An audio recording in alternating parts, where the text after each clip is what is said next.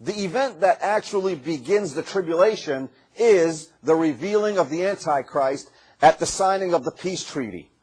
The peace treaty will be signed with Israel, and then the Antichrist is real. That's how they will know who the Antichrist is.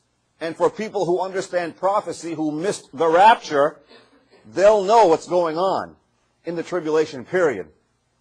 But the Antichrist must be revealed. But it's after the Antichrist is revealed that the day of the Lord begins on earth and the day of Christ begins in the heavens.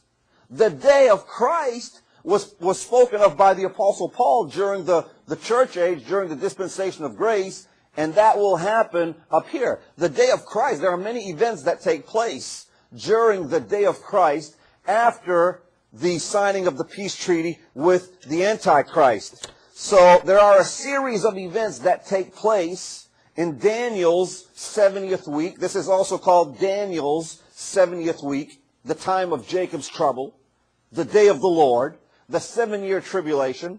They all mean the same thing. They're all referring to that period of time. Okay, chapter 2, verse 21, 22. Speak to Zerubbabel, governor of Judah, saying, I will shake the heavens and the earth, and I will overthrow the throne of kingdoms, and I will destroy the strength of the kingdoms of the heathen. 2 kingdoms here are destroyed. One, remember we talked about the heavens and how Satan is the god of this world, and he's the prince of the power of the air.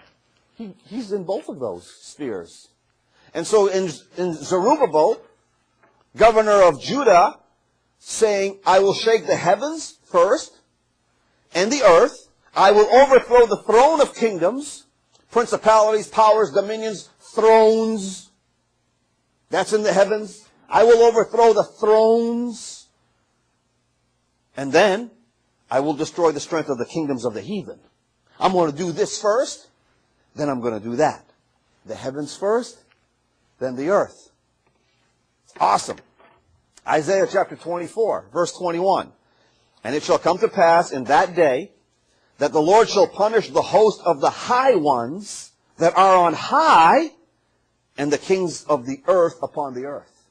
You see that verse? Shall punish the hosts of the high ones. The hosts of the high ones. And then I'll punish the kings of the earth. Isaiah chapter 13, verse 13. God says, therefore I will shake the heavens, and the earth shall remove out of her place, and the wrath of the Lord of hosts, and in the day of his fierce anger. I will shake what? The heavens and the earth. Isaiah chapter 34, verse 5. This is an incredible verse that gives you real insight into what's going on. If you have an imagination, you can see this. Isaiah chapter 34, verse 5. God says, for my sword shall be bathed in heaven. Behold, it shall come down upon Idumah, and upon the people of my curse in judgment. My sword, God says, shall be bathed in heaven. There was war in heaven. And Michael fought, and his angels fought against the dragon. And he bathed his sword in the heavens. And then, once he bathes his sword in the heavens, he will come down with a sword drenched in blood upon the inhabitants of Idumah, and that's the whole land of Palestine. Idumah. We'll talk about that next week when we look at the path of the second coming of Christ.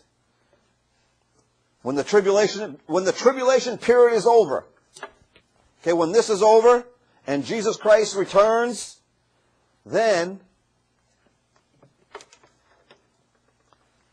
Isaiah chapter 44, verse 23. Isaiah chapter 44, verse 23.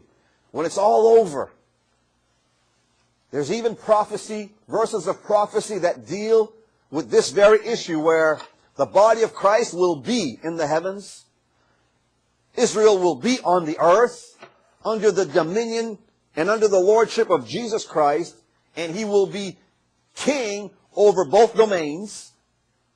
Isaiah chapter 44, verse 23. Sing, O ye heavens, for the Lord hath done it.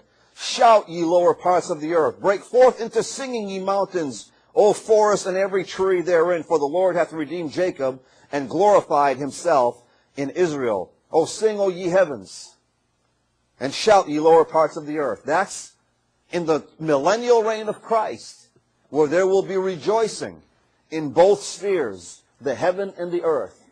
Remember?